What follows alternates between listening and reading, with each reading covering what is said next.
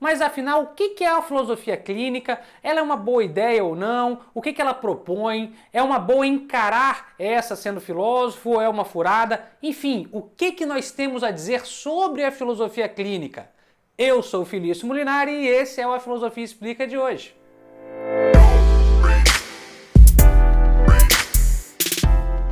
A filosofia clínica tem se popularizado desde o começo dos anos 2000 para cá, sobretudo com a expansão da própria filosofia no Brasil, e tem chamado a atenção de muita gente. Chamou a atenção, por exemplo, do Saulo Gil, um inscrito aqui no canal que deixou a seguinte pergunta, o seguinte pedido de vídeo nos comentários aqui no YouTube. Ele diz o seguinte: boa noite, mestre.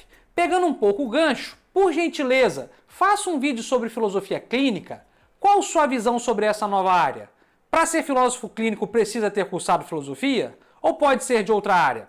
Enfim, então esse vídeo eu dedico aqui ao Saulo Gil e a todo mundo que está com essa dúvida a respeito da filosofia clínica, quer saber o que é, se vale a pena. Enfim, esse vídeo é dedicado a vocês. Mas antes de falar realmente da filosofia clínica, eu já deixo aqui também o convite a você. Caso você tenha alguma sugestão de vídeo, pode fazer igual ao Saulo, deixar aqui na caixa de comentários do vídeo ou ir lá no meu Instagram, onde a gente pode também conversar um pouco melhor, de uma forma um pouco mais direta. Então vou deixar aqui também o link para o meu Instagram. Enfim, fiquem à vontade para fazer sugestões de vídeos. Mas enfim, chega de papo, bora então analisar isso, essa área da filosofia, a área da filosofia clínica. Para que a gente não se confunda aqui na explicação da filosofia clínica, eu resolvi então dividir esse vídeo aqui em 4 partes. No primeiro momento eu vou explicar o que a filosofia clínica é, o que ela propõe. Num segundo momento, eu vou explicar o arcabouço histórico, mostrar de onde vem essa ideia da filosofia clínica. Num terceiro momento, eu falo sobre quem pode e quem não pode ser um filósofo clínico. E no final, eu falo os prós e os contras, mais os contras, ao meu ver, sobre essa área. Então, para a gente pensar e saber se vale ou não a pena, o que essa área tem a ver. Tem de valioso e tem de preocupante muitas vezes, tem de ponto positivo e negativo. Então o vídeo está dividido assim, espero que você goste, espero que você não se perca. Enfim, vamos lá, vamos explicar então primeiro o que a filosofia clínica é. Bom, a filosofia clínica ela vem sendo desenvolvida como uma prática desde a década de 50, com Achenbach, com Marinoff. Então tem vários teóricos que propõem aí pegar a filosofia e servir de uma forma mais prática. Mas a verdade é que é só na década de 80 que essa profissão, se eu assim posso dizer, que na verdade eu posso dizer porque em alguns países é uma profissão reconhecida, ela é de fato reconhecida. Então é só a partir de 80, da década de 80, que nós temos o filósofo clínico como uma profissão instaurada. E o que é a filosofia clínica? O que um filósofo clínico faz? Bom, o filósofo clínico ele tenta pegar o pensamento filosófico como um todo e solucionar problemas pessoais, de ordem pessoal, de ordem individual. Seria algo como uma terapia filosófica, usar da filosofia como algo terapêutico. Então é isso que é a filosofia clínica, claro, aqui simplificando bastante, mas é isso que ela supõe, é isso que ela propõe. Ela propõe que o pensamento filosófico pode servir para ajudar a gente a pensar melhor a vida, pensar melhor as relações afetivas, as relações amorosas, as relações no trabalho, enfim, as relações humanas como um todo. Os filósofos clínicos acham que a filosofia é uma boa ferramenta para desatar esses nós existenciais que nós temos. Enfim, essa prática, como eu disse, ela é instaurada desde a década de 80 e no Brasil vem ganhando força, sobretudo da década de 2000, do final ali, 2008, 2009 e 2010, até hoje. Vem sendo cada vez mais indicada, cada vez mais praticada por pessoas formadas ou não em filosofia. E por que eu estou falando em formadas ou não? Aqui a gente já entra num segundo ponto. Na verdade, para ser um filósofo clínico no Brasil, e aqui já respondendo a uma das perguntas que o Saulo fez, que é se para ser filósofo clínico precisa ou não ter cursado filosofia, aqui eu já te respondo. Não é necessário ser filósofo para ser filósofo clínico. Por que eu estou dizendo isso? Porque nem sequer a profissão de filósofo é regularizada no Brasil. Então, em termos legais, qualquer um pode ser um filósofo clínico, qualquer um pode exercer essa terapia, seria algo como um psicoterapeuta aqui, um terapeuta, então não teria aí uma regulamentação própria. Então se você é das artes, se você sei lá, da terapia ocupacional, você pode então fazer um curso de especialização em filosofia clínica e usar aí do conhecimento filosófico para fazer terapias com pessoas. Não é algo essencialmente da filosofia, não precisa ser formado em filosofia para clinicar filosofia, né, para dar esse tipo de terapia. Então aqui eu já respondo uma outra pergunta do Saulo, que é essa. Você não precisa ser licenciado em filosofia, você não precisa ser bacharel em filosofia, você não precisa nem sequer ser formado em filosofia. Mas é claro, é evidente que você tendo conhecimento de filosofia, ter um conhecimento de filosofia é essencial para que você possa usar da filosofia como terapia. Ainda que então que não seja uma exigência legal, é uma exigência, digamos, de conteúdo, uma exigência de preparo, de instrumento. Então aqui a gente já tem outro ponto batido no martelo, que é exatamente esse do quem pode e quem não pode ser um filósofo clínico, pelo menos aqui no Brasil. Mas enfim, vamos agora talvez à parte que muita gente quer saber e tem curiosidade, o que a gente pensa da filosofia clínica, o que normalmente as pessoas pensam, o que os teóricos mais variados pensam da filosofia clínica. A verdade é que usar da filosofia como um instrumento terapêutico não é nada novo na história da filosofia. A gente pode até ver uma postura similar desde os gregos com Sócrates, por exemplo, mesmo, mas sobretudo ali com epicuristas e estoicistas que usam da reflexão filosófica para um viver melhor, para encarar a vida de forma mais feliz, né? De forma racional e que isso proponha, que nos leve à felicidade. Ou seja, o que eu estou querendo dizer aqui é que essa tentativa de usar o conhecimento filosófico para fins terapêuticos, para que a gente resolva problemas existenciais, ela não é nova, ela não começa na década de 50, ela de fato existe há muito tempo. Mas o que nós temos na contemporaneidade é essa retomada, é a instauração de um filósofo, de uma profissão de um filósofo terapeuta. E essa profissão, essa área de conhecimento, como eu disse, contemporânea, que não é nem um pouco antiga, essa área aí de terapia da filosofia instaurada, ela é recente e vem sim recebendo algumas críticas que muitas eu acho, inclusive, bem válidas. E aqui eu vou separar algumas delas. A primeira que eu acho bastante válida são as críticas feitas pelos próprios filósofos, pela própria história da filosofia, que diz não sei se diz exatamente, mas que desconfia muito do poder terapêutico da filosofia.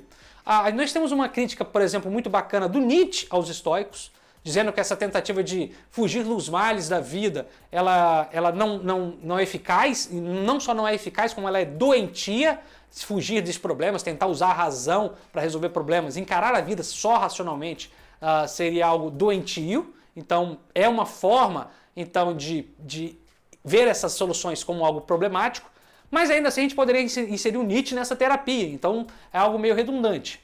Mas uma outra crítica também existente é a crítica da psicanálise, que desconfia muito de que o discurso racional da filosofia realmente atinge alguns problemas. Para a psicanálise, por exemplo, seja ela junguiana ou freudiana ou lacaniana, a ordem racional das coisas ela disfarça problemas internos, interiores, que não se transpassam no discurso racional. E então nós temos aqui que resolver os problemas racionalmente, na verdade, seria impossível, porque os problemas nossos seriam não conscientes, mas inconscientes. Então a psicanálise tende a ver com maus olhos essa tentativa racional de resolver problemas existenciais. Mas ainda uma outra crítica que eu também julgo importante, muito importante, e eu acho que essa extrapola um pouco os limites do debate meramente teórico, que é sempre a possibilidade de um terapeuta, seja ele filósofo clínico ou qualquer outro terapeuta holístico, por exemplo, que é de você pegar, sendo um filósofo clínico, um caso grave, né, e não saber realmente lidar com aquilo. Eu acho que a linha tênue entre a filosofia e a psiquiatria, filosofia clínica no caso, né, e a psiquiatria, a filosofia clínica e a própria psicologia, eu tenho lá um pé atrás, não estou dizendo que não é possível, mas um pé atrás de como a gente encararia, por exemplo, uma pessoa que tem depressão grave, por exemplo. Será que a filosofia por si só seria suficiente? Ah, mas eu sei que não é suficiente, Felício. Tá, mas será que você teria instrumentos para identificar alguém com depressão e dizer, olha, a filosofia só vai até aqui, daqui para lá você procura uma ajuda diferente, mais profissional, no sentido de psicológica? Então, esse talvez seja, para mim, umas coisas que a gente precisa levar em consideração. Existe, sempre quando a gente trabalha com terapia, um risco grande de a gente pegar esses casos que são exceções, eu espero que sejam, né? Mas que são casos que devem ser levados a sério. Então a gente precisa ter esse cuidado, seja com qualquer terapia que a gente faça. Então há aí um ponto que eu de fato não sei, eu não conseguiria aqui responder se a filosofia clínica teria ou não aí condições de dividir, de separar até onde ela pode ir ou até onde ela tem que ir ali, olha, isso aqui é um caso psiquiátrico. É algo extremamente complicado. Aí numa última ponderação negativa, a meu ver, ou crítica, para quem escolhe essa área, que é o seguinte, problemas psicológicos, e existenciais também, eles estão dando tom no século XXI. A gente tem, por exemplo, Byung-Chul Han, que até tem um vídeo, inclusive, aqui no canal, vou até deixar o link aqui em cima, para você que não viu, mas enfim, ele já diz que problemas psicológicos são mal do século. E aí a gente tem uma coisa aqui, é claro que o problema pode ser um problema do século, problemas psicológicos, mas fato é também que no Brasil nós tendemos a menosprezar esse tipo de ajuda psicológica, esse tipo de ajuda terapêutica. O brasileiro não tem o costume de ir a psicólogo. Muitos brasileiros veem com maus olhos ainda a atividade da psicologia, a atividade da psiquiatria, acha que isso é coisa de maluco, que isso é coisa de quem está doente, que é doido, ou seja, não vê esse movimento terapêutico de qualquer esfera que for com bons olhos. E aí eu fico me questionando, também aqui é meramente uma questão aberta. Será que, por exemplo, se eu tento fazer filosofia clínica para clinicar, então eu não quero ser professor, eu escolhi fazer filosofia clínica para realmente ser um terapeuta. Será que eu teria espaço no mercado de trabalho? Porque nem psicólogos muitas vezes conseguem ter esse espaço profissional. Psiquiatras muitas vezes têm dificuldade, inclusive, de atender e receitar algumas pessoas. Então será que um filósofo ele conseguiria? Bom, tenho minhas dúvidas. Mas ao fim e ao cabo, o que eu queria dizer é que eu não vejo com olhos muito negativos a área da filosofia clínica. Eu acho que, como tudo na filosofia, merece ser estudado se for proposto de forma séria. Acho que pode ser uma forma útil de desenvolvimento pessoal, de você estudar filosofia para você olhar de forma mais racional alguns problemas e isso servir, por exemplo, como ponte de diálogo para com outras pessoas. Então, para desenvolvimento autopessoal, eu acho sensacional, uma área que tem tudo a ver. Para agora o tratamento de outras pessoas, aí eu já acho um pouco mais complicado, sobretudo aqui no Brasil, por todos esses motivos que eu já falei. Minha sugestão? Bom, se eu fosse um filósofo, se eu fizesse filosofia por hobby e não quisesse ser professor, ou se eu fosse um psicólogo, por exemplo, ou envolvido com a área da saúde, um terapeuta ocupacional, enfim, e gostasse de filosofia, era uma área que eu com certeza faria, porque eu iria tentar conciliar essa minha área, né, com aquilo que a filosofia pode me oferecer, ou seja, com a clínica, seja ela médica, psicológica, terapêutica, com essa área da filosofia, o instrumento da filosofia. Agora, se eu sou um acadêmico, um pesquisador, eu aí acho que eu pensaria um pouco melhor se valeria a pena abrir mão dessa vida acadêmica e me dedicar com um único exclusivamente com diploma de filosofia, clinicar, porque eu acho que o espaço é bem mais restrito. Enfim, é isso. Eu espero que, em linhas gerais, de forma bastante resumida, eu tenha explicado aqui o que é a filosofia clínica, explicado, enfim, qual é a sua origem, quem pode dar, quem pode clinicar, filosoficamente falando, né? Quem pode ser um filósofo clínico, e espero também que você tenha entendido os prós e os contras dessa área. E se você gosta de filosofia clínica e cultura em geral, e gostou desse vídeo, não se esqueça de curtir e se inscrever no nosso canal, pois toda semana nós temos aqui 2 vídeos novos para você. É isso, espero que você tenha gostado. Tchau, tchau, até a próxima.